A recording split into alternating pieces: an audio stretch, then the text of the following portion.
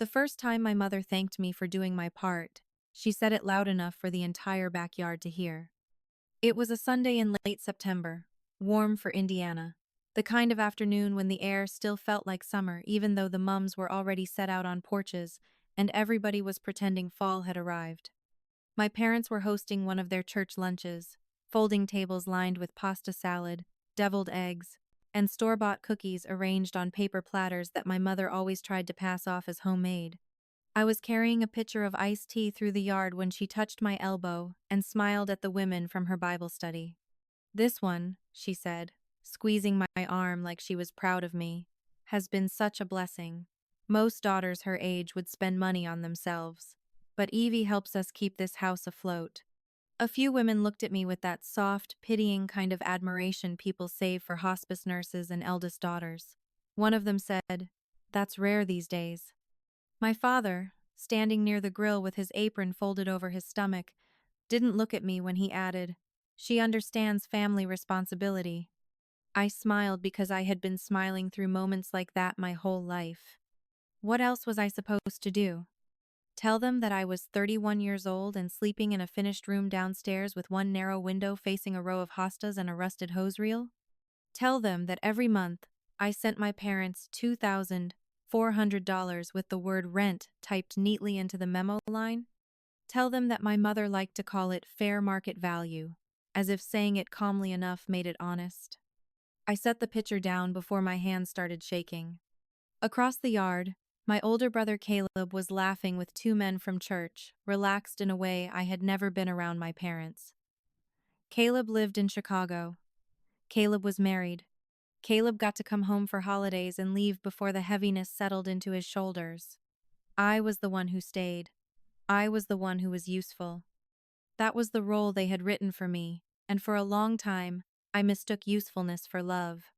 I didn't know then that the sentence my mother spoke so proudly in that backyard would become the thread that unraveled everything. I only knew that something inside me had started to go quiet. Not numb, not dead. Just quiet in the way a room gets quiet right before someone tells the truth.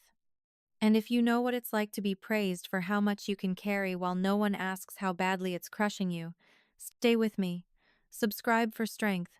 Some stories don't begin with shouting. They begin with the moment you realize your silence has been expensive. That afternoon, I carried plates, refilled drinks, smiled on cue, and let them call me generous. But deep down, a question had already begun to form. If I was helping save this house, why did it never feel like home? For a long time, I told myself the arrangement made sense. When I graduated from college in 2016, I had $37,000 in student loans and exactly $1,200 in my checking account. I'd studied nonprofit administration, one of those degrees people praise for its heart, but rarely for its paycheck, and the job I eventually landed paid $39,000 a year before taxes. It wasn't a terrible job. I worked for a small community literacy organization in Indianapolis. We helped adults learn to read, helped immigrants prepare for citizenship exams, helped kids who had fallen through the cracks catch up in school. It mattered. But meaningful work and affordable rent don't always live in the same city. I remember sitting at my parents' kitchen table that summer, the smell of coffee and lemon cleaner in the air. My mother folded her hands like she was about to deliver good news. "You should stay here for a while," she said gently. "Save money. Get your footing." My father nodded from the other end of the table. "Just until you're stable." That sounded reasonable. Responsible, even. I had grown up believing my parents were practical people, careful with money, thoughtful about the future. So when my father slid a printed sheet of paper across the table a few minutes later, I assumed it was just a simple agreement about household expectations. Utilities, chores, that kind of thing. Instead, the top line read, monthly rent, $2,400. I remember blinking at the number like it was written in another language. "Dad," I said carefully, "that's almost my entire paycheck." He didn't look embarrassed. "Market rate," he replied calmly. "You'd pay more downtown." My mother added, "And this way, Your money stays in the family. They explained it the way people explain unavoidable realities. Property taxes were high. The mortgage wasn't small. Maintenance costs added up. We're not trying to profit from you, my father said, his voice firm in the way that usually ended arguments. We just need everyone pulling their weight. I didn't want to seem ungrateful. That's the strange power parents can hold over you, even when you're grown.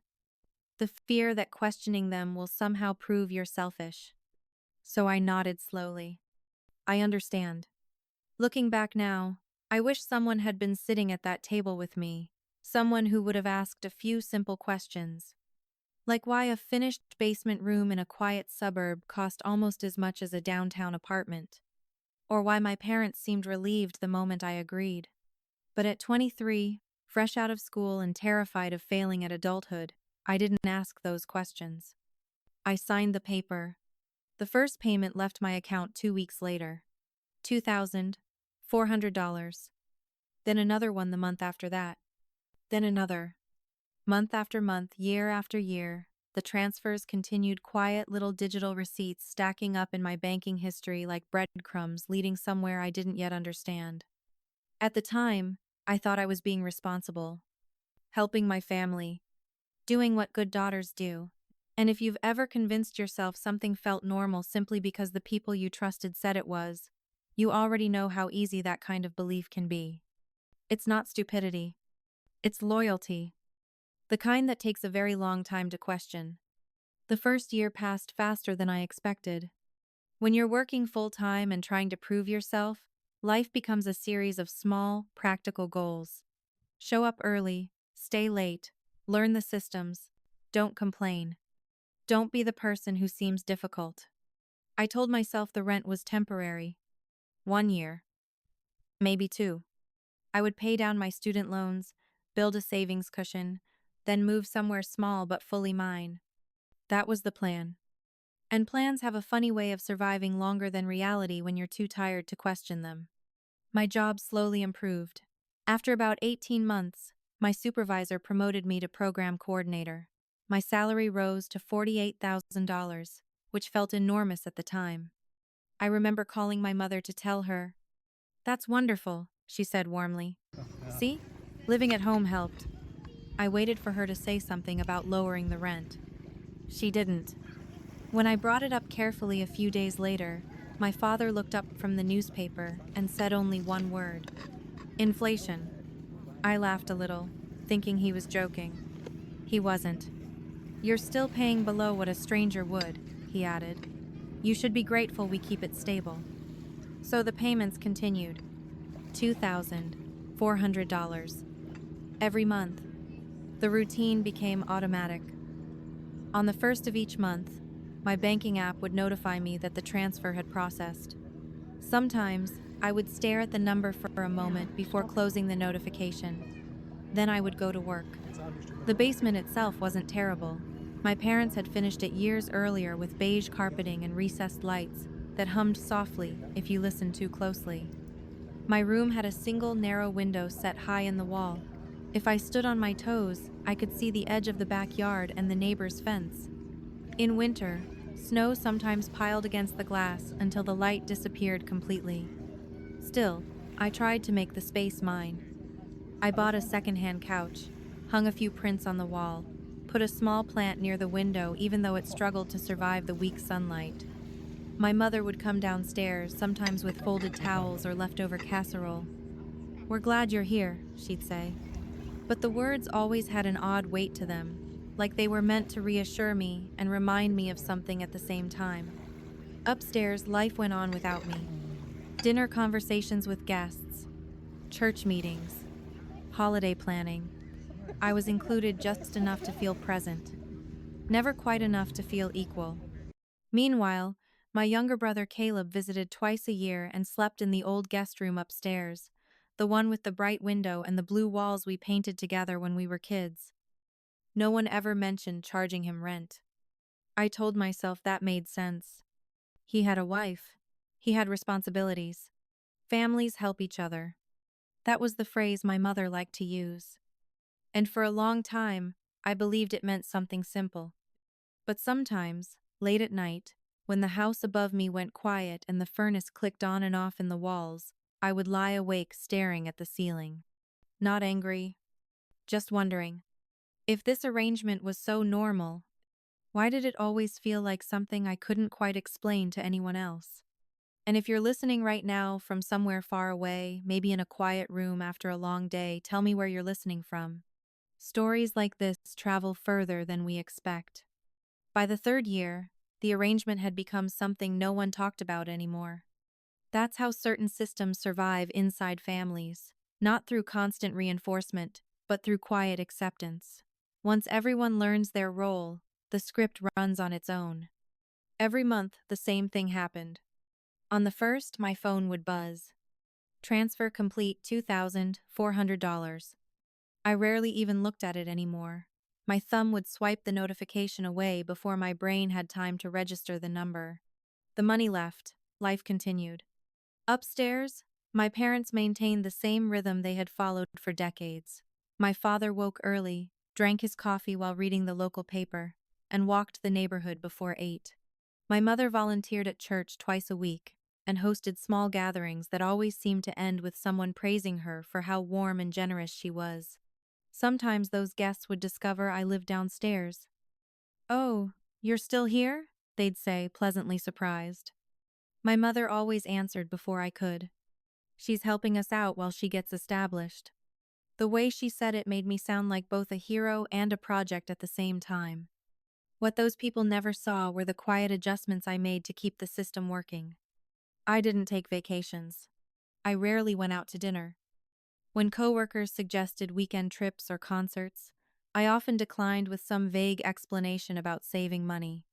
In truth, there wasn't much left to spend after rent, student loan payments, and basic expenses. My salary had grown again by then $56,000, but the $2,400 never changed. Whenever the topic surfaced, my father repeated the same sentence. "It's still below market value." The strange thing is that part of me believed him. Not because I had checked, because I had never seriously considered that my parents might mislead me about something so fundamental. That kind of doubt requires a mental door most people don't want to open, especially when the people on the other side are the ones who raised you.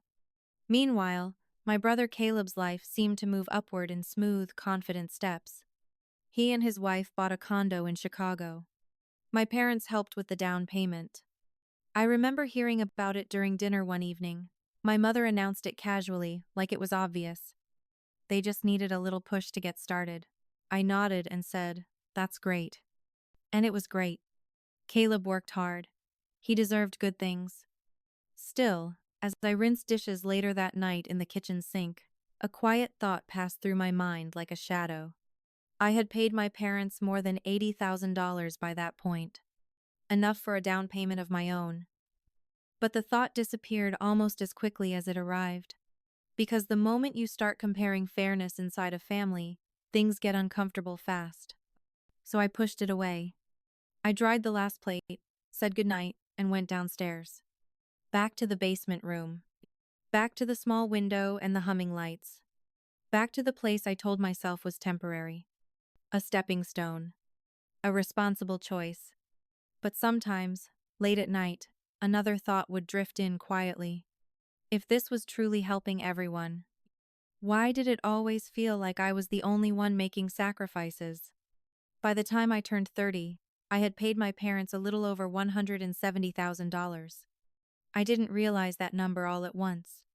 It arrived slowly, the way uncomfortable truths usually do through a moment that feels ordinary until your brain decides to do the math. That moment happened on a Thursday afternoon at work. I was sitting in a conference room with two coworkers reviewing next year's program budget. My job had changed again by then. I'd been promoted to operations manager, which meant spreadsheets had become a permanent extension of my brain. Numbers followed me everywhere. While someone explained a grant timeline, my mind drifted. Not far. Just enough to notice a small pattern.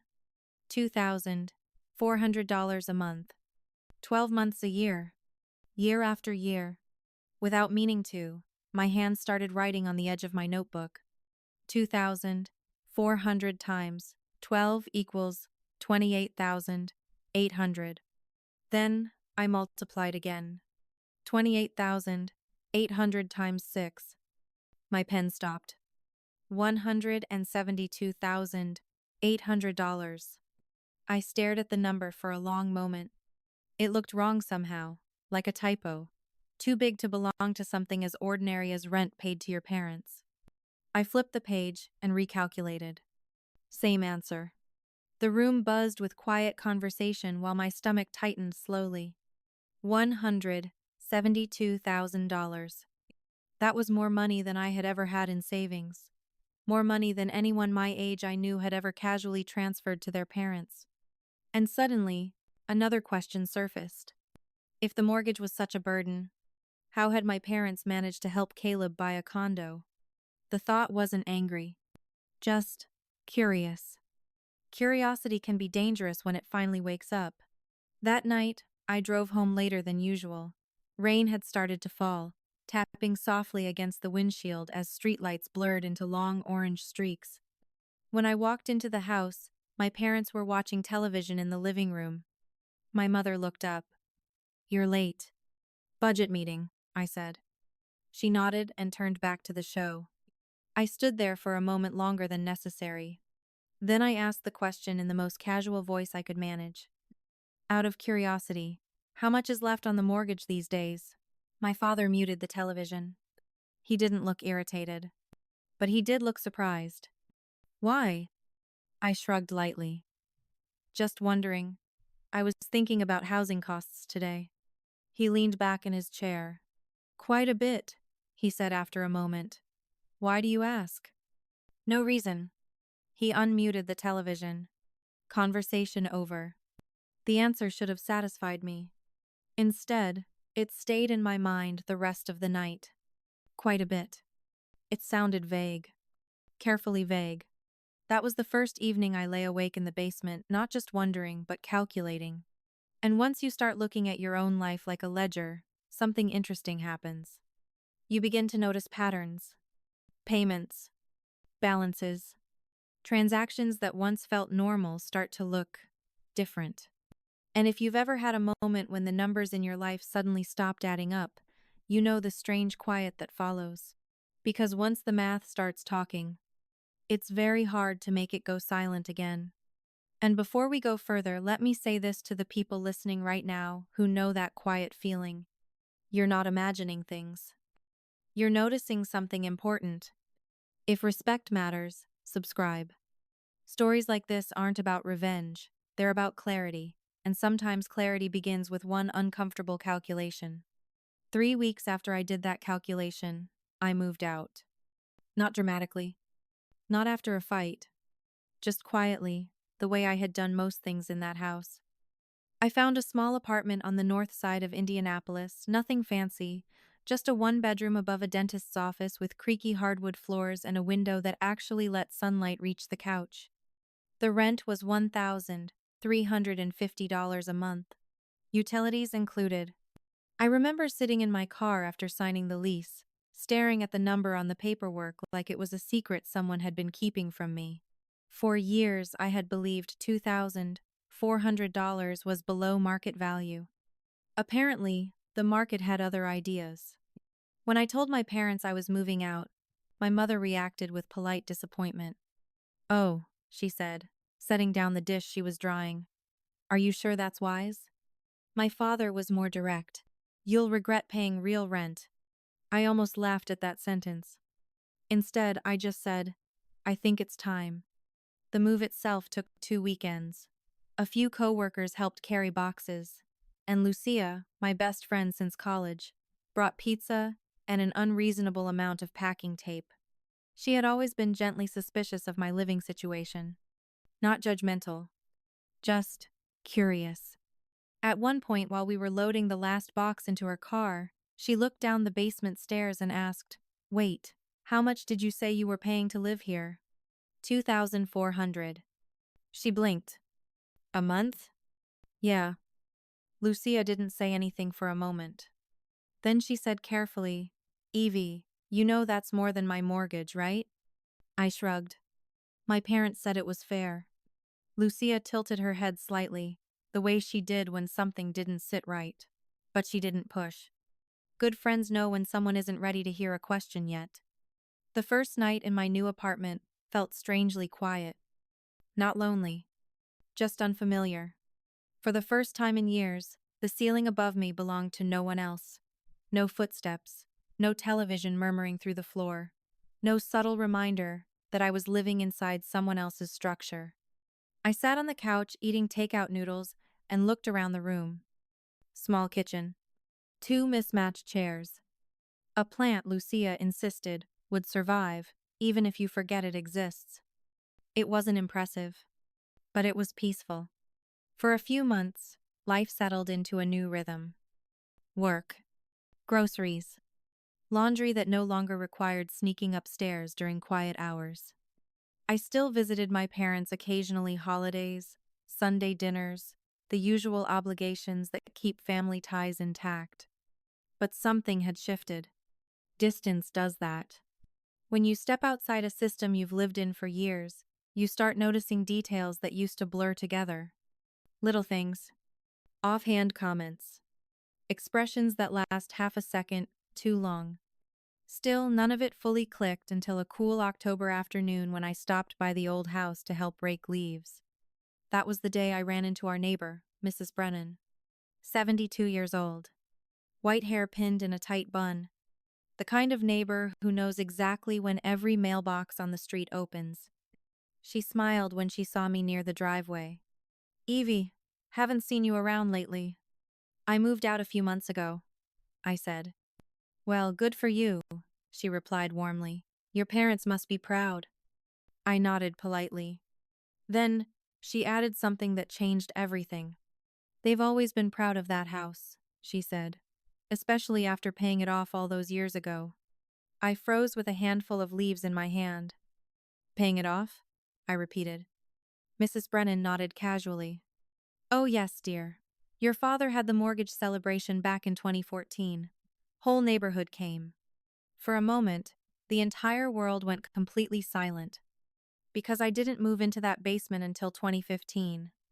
And suddenly every number I had ever written in my notebook came rushing back at once. For a moment, I thought I had misunderstood her. That happens sometimes when someone says something that doesn't fit inside the version of reality you've been living with. Your brain tries to smooth it out, rearrange the words until they make sense again. I set the rake against the fence. "I'm sorry," I said carefully. "Did you say 2014? Mrs. Brennan nodded without hesitation, watering a row of late-season flowers along her porch. "Oh yes, spring of 2014. Your father was thrilled. Said paying off the mortgage was the best feeling in the world." She chuckled softly at the memory. "He even showed Harold the paperwork. We all teased him about finally being free of the bank." I felt my chest tighten. Free of the bank. In 2014. I moved into the basement in June of 2015. The gap between those two dates opened in my mind like a crack in ice. Still, I forced a polite smile. "Well, that's good to hear," I said. Mrs. Brennan glanced over. "You didn't know?" The question was innocent, curious, not suspicious. But it landed heavily. "I must have forgotten," I said quickly. She shrugged gently and returned to watering her flowers. "That was a good day for them. Mortgages weigh on people." I nodded again, though I barely heard the rest of the conversation. Because my brain had already started doing something else. Arithmetic. Spring 2014. Mortgage paid off. June 2015. I began paying $2,400 a month. I finished helping with the leaves on autopilot. My parents chatted inside the kitchen while I worked outside, unaware that the ground beneath their story had just shifted. I didn't confront them. Not yet. Instead, I drove back to my apartment with the quietest kind of dread building in my stomach. The kind that isn't panic. It's calculation. When I got home, I set my bag down, opened my laptop, and sat at the kitchen table. If what Mrs. Brennan said was true, there would be a record. Mortgages don't disappear quietly. They leave paperwork behind documents, filings, county records. I opened the Montgomery County Property Database. Anyone could search it. Name of owner, address, public record. The page loaded slowly, and for a moment I wondered if the entire thing might turn out to be a misunderstanding. Maybe she remembered the wrong year. Maybe the mortgage had only been refinanced. Maybe. The document appeared on my screen. Mortgage satisfaction, recorded the 12th of April, 2014. I stared at it for a long time. The numbers were clean and official. County seal, filing number, date, April 2014. 14 months before my first rent payment. The room around me felt strangely still. Outside my window, a car passed slowly through the street. Somewhere upstairs, someone laughed through a thin apartment wall. Normal life continued. Meanwhile, my brain moved through the timeline. 8 years. $2,400 per month. 96 payments. $230,000. For a mortgage that didn't exist. I leaned back in my chair and closed my eyes. It would have been easy to dismiss the thought. Tell myself there must be another explanation. But the truth had already done something irreversible. It had entered the room. And once the truth shows up, pretending not to see it becomes harder every minute. If you've ever had a moment like that when one small piece of information suddenly forces you to reconsider years of your life, you know the strange quiet that follows. Because in that quiet, one question slowly rises to the surface. Not, is this true? But something far more difficult. If this is true, what else is? That night, I didn't sleep. Not because I was angry. Anger would have been easier. Instead, I lay on my couch staring at the ceiling while one quiet realization kept repeating in my head. For 8 years, I had been paying a mortgage that didn't exist. There are moments in life when the truth arrives slowly. And then there are moments when it drops into your life like a weight, heavy enough to bend everything you thought you understood.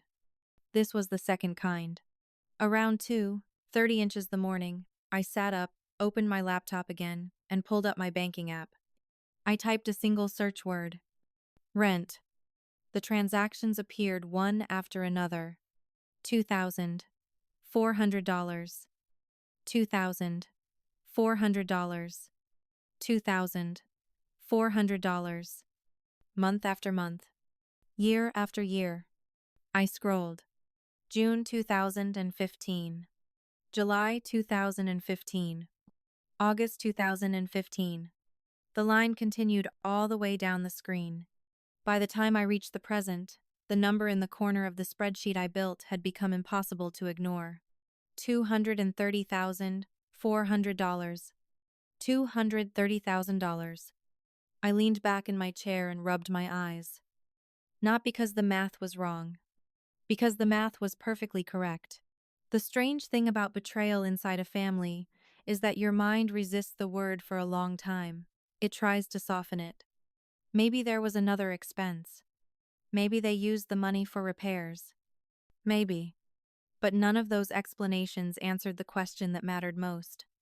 Why lie about the mortgage? If they had simply asked for help, I would have given it. I had already proven that. The lie was the part that wouldn't let my brain rest. Around 9 the next morning, I called the one person I trusted to hear the story, without immediately telling me I was overreacting. Lucia. She answered on the second ring. Hey, Evie. Everything okay? I hesitated.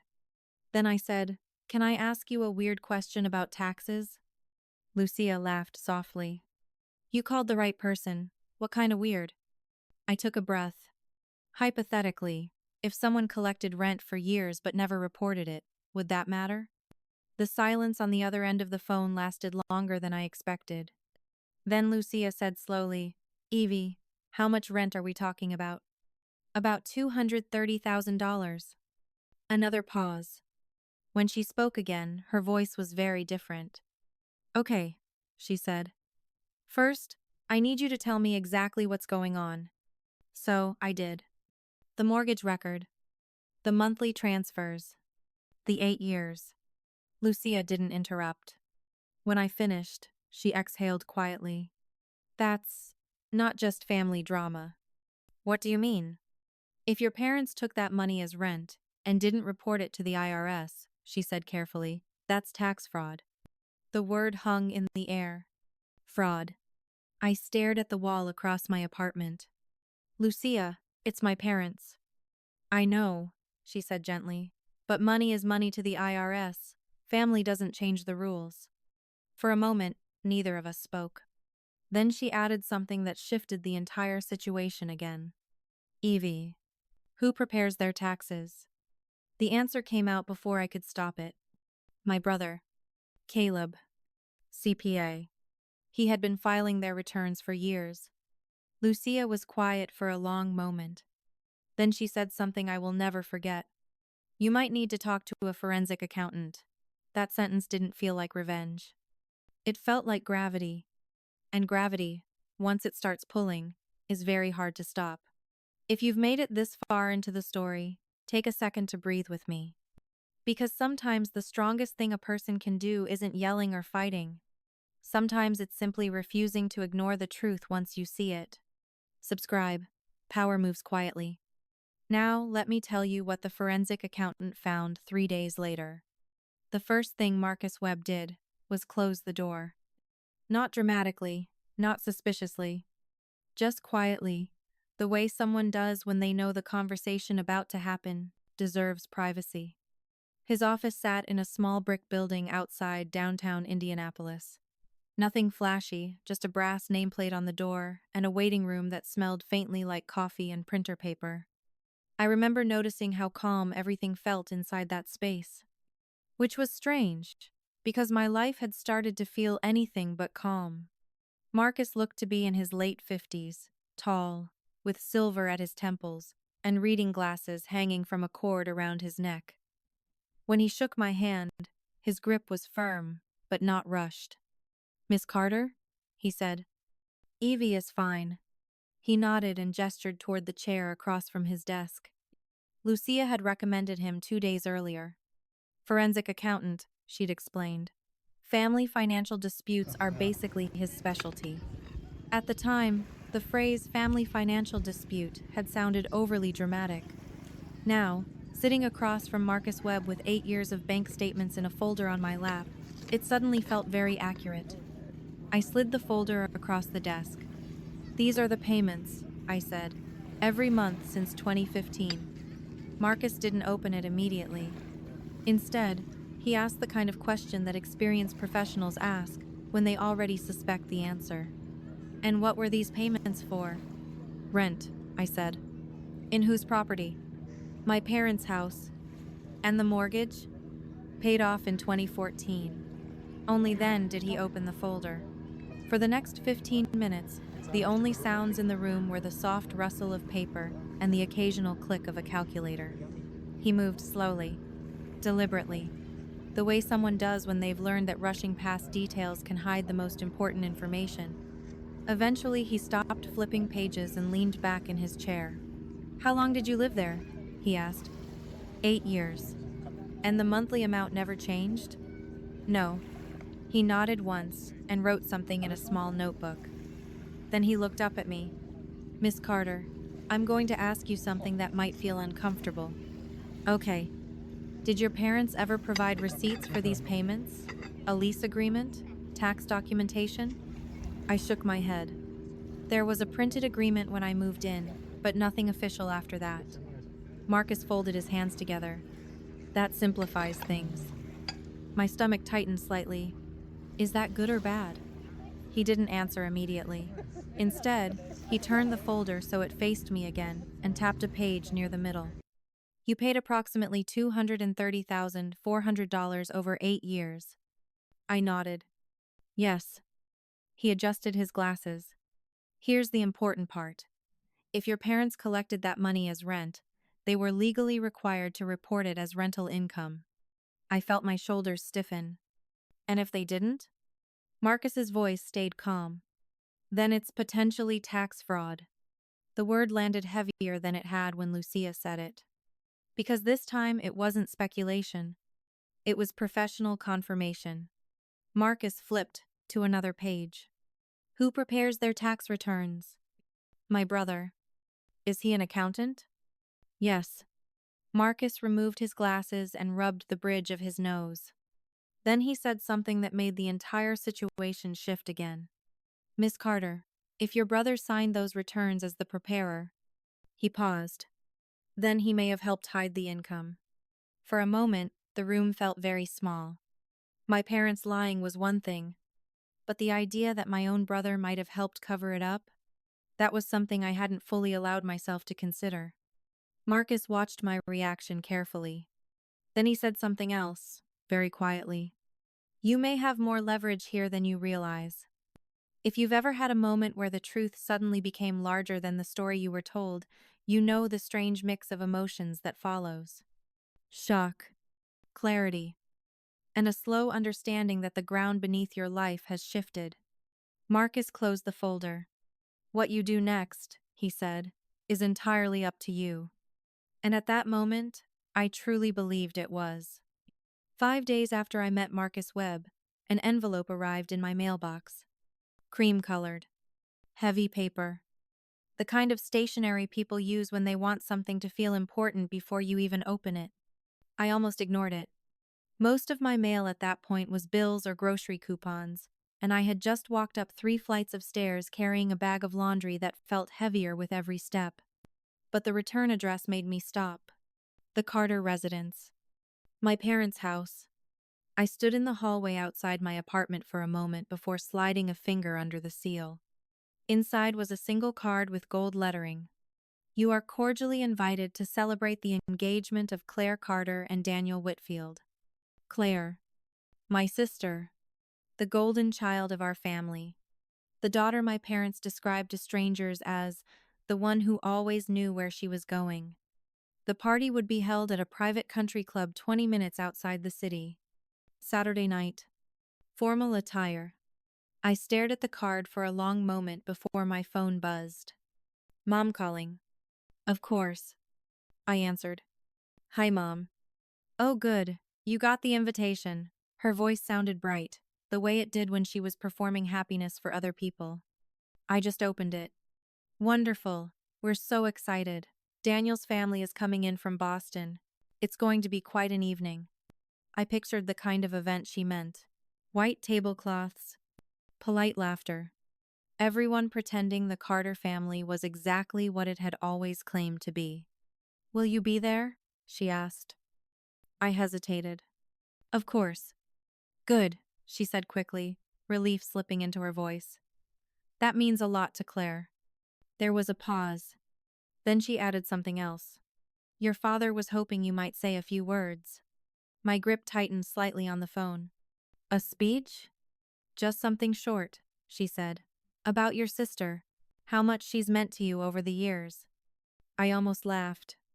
Instead, I said carefully, You want me to talk about Claire being a role model? That would be lovely. Role model. The woman who had been preparing my parents' tax returns for years. The woman who, according to Marcus's quiet suspicion, might have helped hide $200,000 in rental income. Evie? My mother prompted. I'll think about it. Oh, sweetheart, she said warmly. It's important the families see us together. The families, meaning Daniel's parents. The Whitfields. A family with old money, if the rumors I'd heard were true. People who valued reputation the way bankers value interest. I hung up a few minutes later and placed the invitation on the kitchen table. Then I opened my laptop. Marcus's report sat in my inbox. I had only skimmed it so far. But now, with the engagement party suddenly appearing on the calendar like a spotlight, I read every page carefully. Bank transfers, mortgage records, public filings, and one detail that made my stomach tighten. At the bottom of several tax documents was the preparer's signature. Claire Carter, CPA. My sister hadn't just known about the missing rental income. She had signed the returns that made it disappear. Across the room, the invitation sat quietly on the table. A celebration of family. A room full of guests who believed the Carter name meant something respectable. I leaned back in my chair and stared at the ceiling. If I went to that party, I could smile politely. Give a speech. Pretend the past 8 years had been normal. Or I could do something else. Something much quieter. Tell the truth. And if you've ever stood at that crossroads between keeping the peace and speaking honestly, you already know which choice feels heavier. Because silence is comfortable. But truth has a way of showing up anyway. Sometimes at the worst possible moment. And sometimes exactly when it needs to. The night before my sister's engagement party, I sat on my living room floor surrounded by paperwork. Not dramatic evidence boards. Not red string connecting photographs. Just ordinary things. Bank statements. County property records. Marcus's report printed neatly in black ink. 8 years of quiet transactions. And in the middle of it all, my phone. The same phone that had sent 96 automatic payments labeled rent. I stared at the numbers again. $2,400. Every month. For a house that had been paid off before I ever moved into the basement. Some people imagine confrontation as shouting. But the truth rarely begins that way. Most of the time it begins in silence, one person sitting alone, deciding whether they're finally ready to stop pretending. Lucia called around 9. You ready for tomorrow? She asked. I think so. You bringing the documents? No, I said. There was a pause. Why not? Because I'm not planning a trial. I looked at the stack of papers beside me. I'm planning to tell the truth. Lucia let out a slow breath. Evie, that room is going to be full of people. I know. Your parents won't take it well. I know that too. Another pause. Then she said quietly, I'll be there. That mattered more than I could explain. After we hung up, I gathered the papers into a single folder. Not to show anyone. Just to remind myself that the facts were real. Because tomorrow night, when I walked into that country club full of smiling faces and polite conversation, the story my family had told for years would still be standing. And someone was finally going to say something different. If you've ever had to choose between keeping the peace and keeping your dignity, you know how heavy that decision feels. Stay with me. The next part of this story is where everything changes. The country club looked exactly the way you'd imagine a place like that would look. Tall windows. Crystal chandeliers. Soft piano music drifting through a room full of people who had never worried about rent. For a moment, standing just inside the entrance, I wondered if I had made a mistake coming at all. Because everything looked so normal. My mother was greeting guests near the bar, smiling the way she always did when she believed the evening was going exactly as planned. My father stood near the center of the room talking to a tall, gray-haired man I guessed must be Daniel's father. And at the front of the room, my sister Claire stood beside her fiancé, glowing under the lights. For a few seconds I simply watched. This was the version of our family the world saw. Successful parents. A daughter about to marry into a respected family. A celebration full of polite applause. No one here knew that for 8 years, the basement of my parents' house had quietly funded part of that picture. Lucia slipped up beside me near the entrance. You okay? She whispered. I will be. She followed my gaze toward the stage where the microphone stood waiting. That where the speeches happen? Yeah. Lucia studied my face for a second. Just remember something, she said softly. You're not starting a fight tonight. I know. You're finishing one. Across the room, my father noticed me and raised his glass in greeting. A small gesture, but it carried a message I recognized instantly. Everything is under control. What he didn't know yet was that control sometimes disappears the moment the truth enters the room. And tonight, the truth was already here. The moment my father picked up the microphone, the entire room went quiet. Not the awkward kind of quiet. The respectful kind. Glasses paused halfway to lips. Conversations softened. 100 small movements slowed until the only sound left was the faint clink of silverware settling onto plates. My father smiled the way he always did in public, calm, confident, like a man who believed he understood exactly how the evening would unfold. Good evening, everyone, he began. Applause followed politely. He spoke about family first. About pride. about watching children grow into successful adults. All the familiar lines that make rooms like this nod along approvingly. Then he turned slightly and gestured toward my sister. Claire has always been exceptional, he said warmly. From the moment she was young, we knew she would accomplish great things. More applause.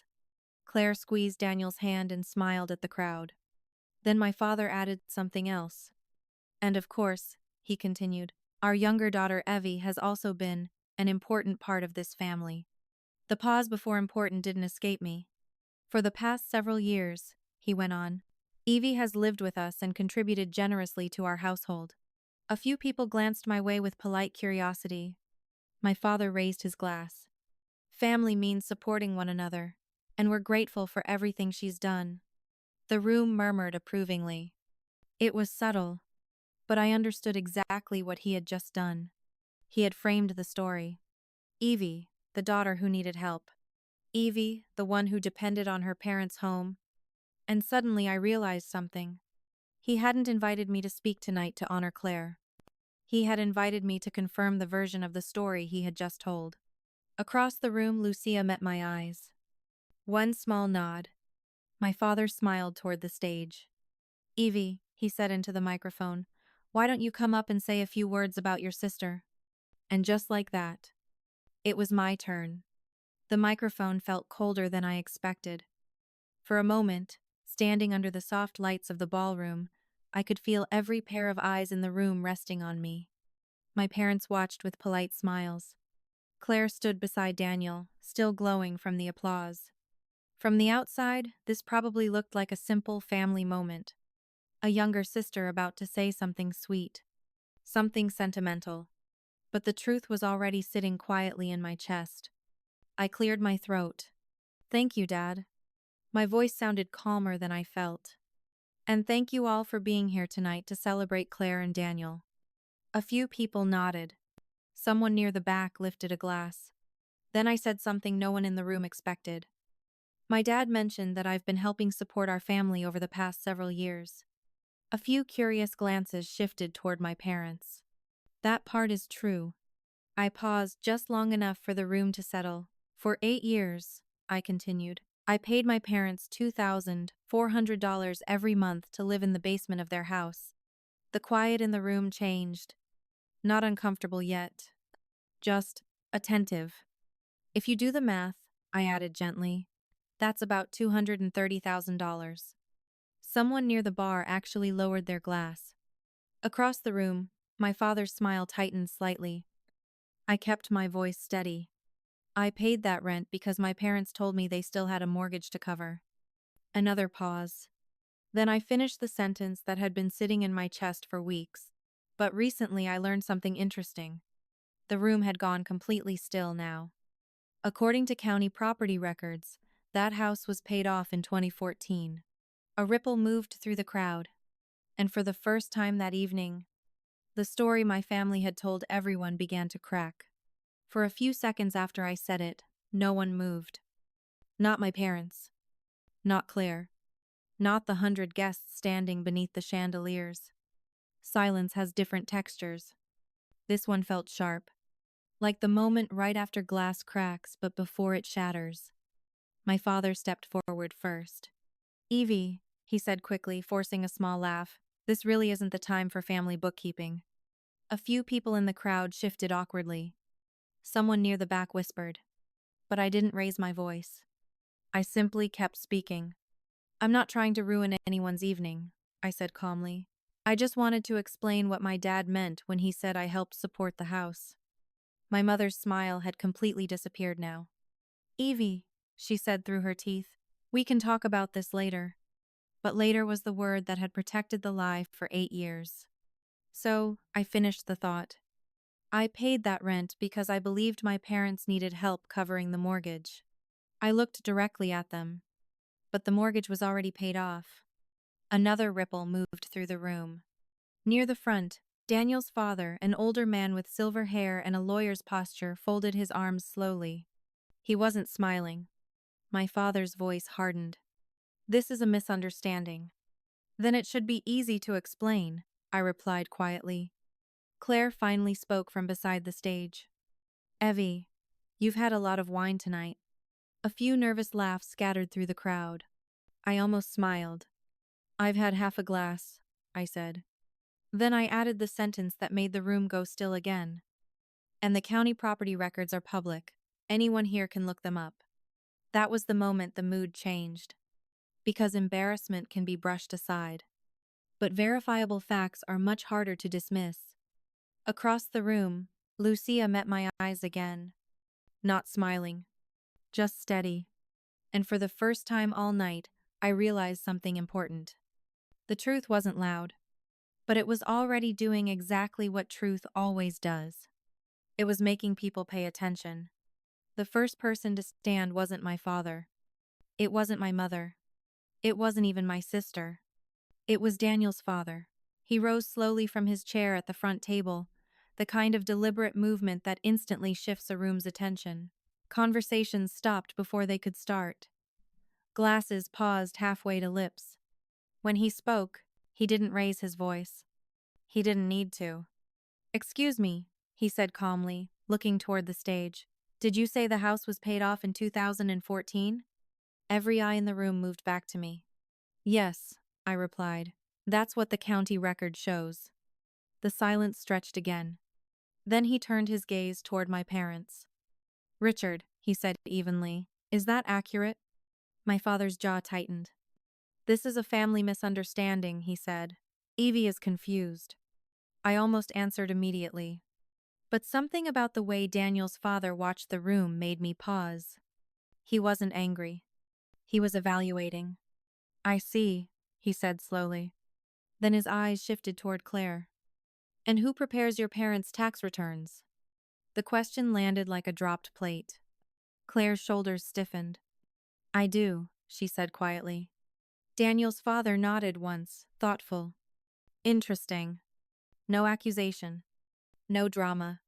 Just a single word that made several people glance at each other uneasily. Because suddenly the story in the room had grown larger than an awkward family argument. It had numbers, records, and a licensed accountant sitting beside the bride-to-be.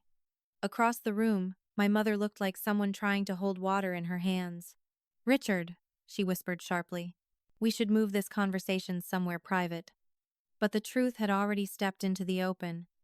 And once that happens, privacy becomes harder to reclaim. I stepped away from the microphone. "I'm done," I said quietly. "I just wanted the truth to be heard." As I walked down from the stage, the room didn't erupt into shouting. It did something far more uncomfortable.